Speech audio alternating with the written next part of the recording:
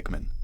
Bienvenue à ce cours intitulé 4 disciplines essentielles, guide de formation pour les leaders du secteur de la santé à travers le monde.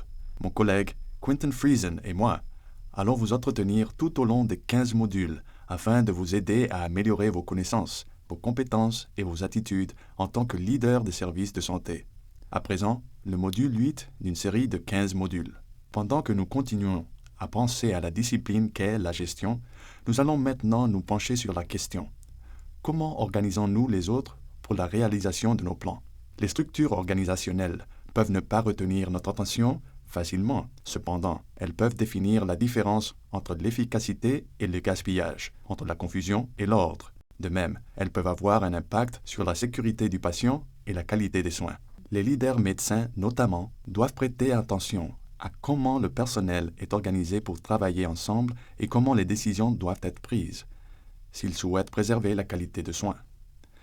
En l'absence d'une structure hiérarchique claire, de précision autour de la prise de décision et d'une bonne communication, les employés se perdront en essayant de faire leur travail, réclamant un leadership et une orientation.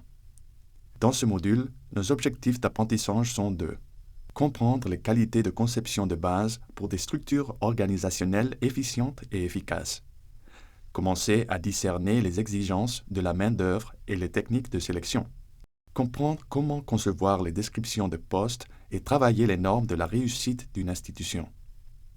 Penchons-nous d'abord sur les qualités des organisations efficientes et efficaces. Quelles sont les caractéristiques des institutions de santé bien organisées? La première caractéristique d'une institution efficiente et efficace est que tout le monde connaît sa place dans la structure organisationnelle et sa relation avec les autres. Chaque personne sait à qui elle rend des comptes et où aller si elle a besoin d'orientation dans son travail. Si le concierge devait aller vers l'administrateur chaque fois qu'il avait besoin de fournitures supplémentaires, le concierge et l'administrateur seront tous les deux inefficaces dans l'utilisation de leur temps. Ainsi, le concierge doit savoir qui est son superviseur et le superviseur doit avoir l'autorité nécessaire pour rapidement réapprovisionner le concierge afin que les travaux de la conciergerie ne soient pas retardés. Ensuite, après avoir étudié les organisations très complexes, les professionnels du développement organisationnel en ont généralement conclu que les structures organisationnelles plates sont plus efficaces. En d'autres termes, moins il y a de couches de décideurs, mieux ça vaut, car les employés des premières lignes n'ont pas à dépendre de processus longs et compliqués pour qu'une décision soit prise. Les organisations les plus efficaces réduisent le nombre de directeurs de haut niveau, non seulement pour réduire les coûts, mais également pour simplifier le processus de prise de décision. Le troisième principe à prendre en compte dans la conception d'une organisation efficace est l'étendue des responsabilités, qui est une mesure de combien de personnes chaque directeur peut gérer avec efficacité. Les recherches et l'expérience nous ont enseigné qu'un principe directeur consiste à structurer un directeur pour chaque 8 à 20 employés. Les travailleurs très indépendants, tels que les médecins, pourraient avoir moins besoin d'un superviseur qu'un employé moins qualifié. Selon ce modèle, les superviseurs pourraient être des superviseurs exécutants, aussi bien impliqués dans l'exécution de tâches que dans les responsabilités de supervision. Quels autres principes régissent l'efficacité dans les organisations? Un autre principe pour l'efficience et l'efficacité consiste à former les personnes de manière à ce que les décisions soient prises au plus bas niveau auquel elles puissent être exécutées de manière compétente. Les directeurs doivent mûrement réfléchir à ce que nous appelons le droit de prise de décision, qui renvoie à celui qui a le droit de prendre chaque type de décision. Revenons à l'exemple du concierge. Le superviseur du concierge peut avoir le droit de commander d'autres fournitures lorsqu'elles arrivent à un certain niveau, mais le superviseur pourrait ne pas avoir le droit de changer une fourniture par une autre fourniture chère ou de changer de fournisseur. Ces droits pourraient être réservés au directeur du superviseur. Les droits de prise de décision permettent de garantir la libre circulation des fournitures et d'autres ressources sans que le coût de ces fournitures n'échappe à tout contrôle. Les institutions efficientes et efficaces dépendent également des systèmes de communication permettant la libre circulation d'informations entre les chefs de département et l'équipe dirigeante. Si les directeurs ne communiquent pas entre eux ou s'ils ne font pas confiance à l'équipe dirigeante pour lui confier des informations vitales, les directeurs pourront reproduire des services, gaspiller des ressources, retenir des informations, ce qui peut causer un problème de sécurité ou la prise de décisions contraires aux objectifs généraux de l'institution. Des bonnes lignes de communication peuvent permettre d'éviter le gaspillage de solutions ou alors des solutions toutes faites lorsqu'un problème survient. Penchons-nous à présent sur la planification de la main-d'œuvre. La gestion des personnes peut être l'une des tâches les plus difficiles des directeurs des services de santé. Cependant, l'une des premières dimensions de ce défi consiste à déterminer le nombre de personnes nécessaires dans chaque département. Les objectifs et les ambitions sont souvent au-delà des réalités budgétaires. Ainsi, le rôle d'un directeur de service de santé est de trouver l'équilibre entre les besoins et les ressources de chaque secteur de son hôpital, de sa clinique ou de son institution de santé. Il peut rechercher cet équilibre en s'appuyant sur les exigences réglementaires, les recherches de l'industrie, une analyse des tâches ou les stratégies du département. Regardons de plus près chacune de ces dynamiques. Exigences réglementaires. La réglementation pourrait exiger un certain ratio en personnel dans certains départements. Par exemple, pour une maison de soins, il peut être exigé qu'une infirmière auxiliaire soit responsable d'au plus 10 patients pendant une garde de jour. Recherche de l'industrie. Dans les marchés matures, les associations d'hôpitaux peuvent publier des données d'enquête au sujet de la moyenne de ratio en personnel dans divers départements d'un hôpital. Ce type de recherche pourrait servir de principe initial, mais les directeurs devront toujours discerner leurs propres exigences départementales sur la base d'une compréhension plus approfondie de la spécificité de leurs besoins et du contexte. Analyse des tâches. Dans certains cas, les directeurs peuvent vouloir étudier attentivement les tâches détaillées qui doivent être effectuées dans chaque département, afin d'évaluer le nombre de personnes requis et les compétences que devra maîtriser chacune de ces personnes pour la réalisation des objectifs du département. Stratégie et priorités du département. Les directeurs de haut niveau pourraient souvent être appelés à ajuster les niveaux des effectifs des départements sur la base des stratégies changeantes et des priorités de toute l'institution de santé. Par exemple, si la demande en service est croissante en cardiologie, mais décroissante en pédiatrie, les leaders d'hôpitaux peuvent décider de transférer et recycler certaines infirmières pédiatriques afin qu'elles puissent être efficaces dans le département de cardiologie. L'analyse des tâches peut être un long processus, mais elle peut fournir un bon éclairage sur l'efficience et l'efficacité des niveaux des effectifs dans un département.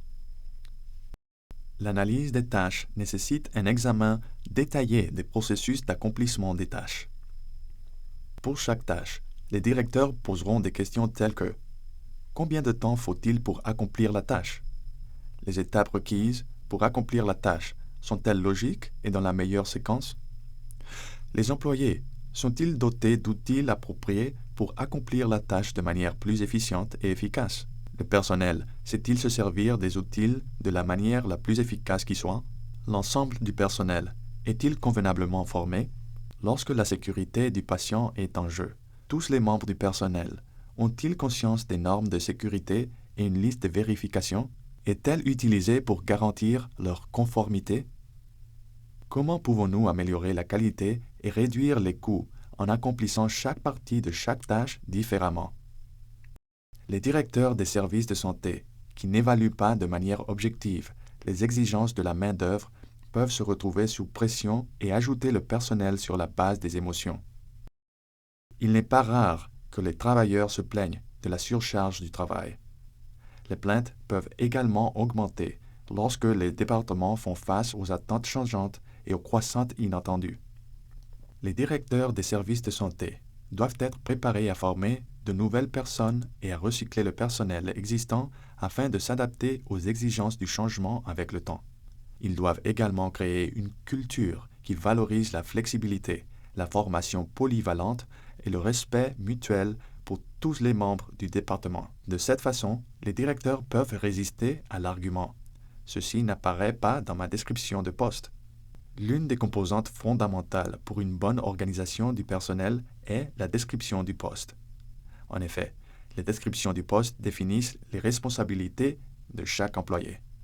Elles comprennent le titre, Les responsabilités, les tâches ou les rôles que la personne devra remplir, le titre de son superviseur et les normes de performance.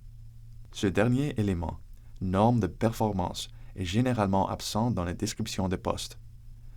Les directeurs de services de santé doivent aller au-delà d'une simple liste de tâches élémentaires et définir, pour chaque tâche, des normes qui régissent le travail bien fait. Décrire les résultats finaux d'un travail bien fait. En l'absence de ces normes, beaucoup d'employés seront convaincus qu'ils font du bon travail si leurs travaux ne font pas l'objet de plaintes. Utilisez la description de poste pour ne pas vous contenter de l'absence de plainte comme indicateur de bonne performance. Présentez les conséquences des grandes réalisations et des faibles réalisations. En tant que directeur, votre travail consiste à aider chaque employé à être performant. La description de poste et plus, particulièrement les normes de performance, peuvent constituer un outil précieux permettant de garantir le succès des employés et celui de votre département. Parlons de quelques questions fréquentes qui ressortent des discussions portant sur l'organisation.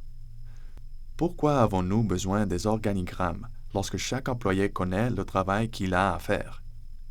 Les rôles et responsabilités peuvent être clairs pour chacun au cours de ce mois. Cependant, les main-d'œuvre changent en permanence. Le mois prochain, un employé de longue date peut partir ou un nouveau employé peut être intégré dans l'équipe.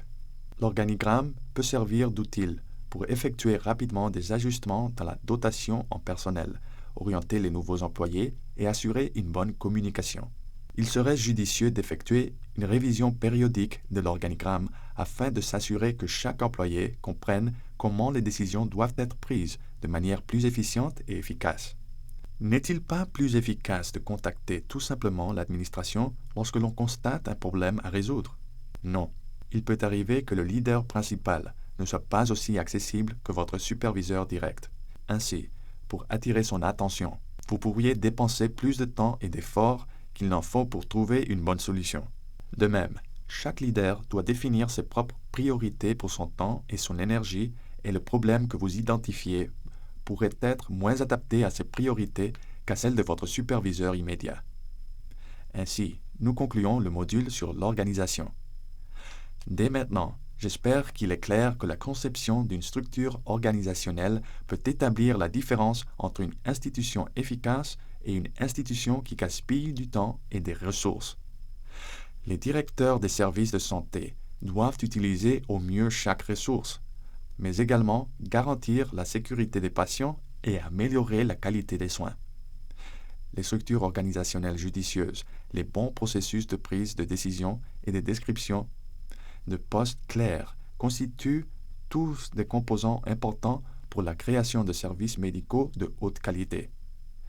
L'exemple ci-dessous vous aidera à appliquer les principes de ce module. Concevez un organigramme de votre institution et évaluez-le à l'aide des questions telles que: l'étendue de responsabilité est-elle raisonnable?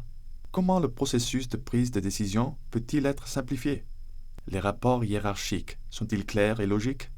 C'est ainsi que nous concluons le module 8 d'une série de 15 modules. Merci de votre participation.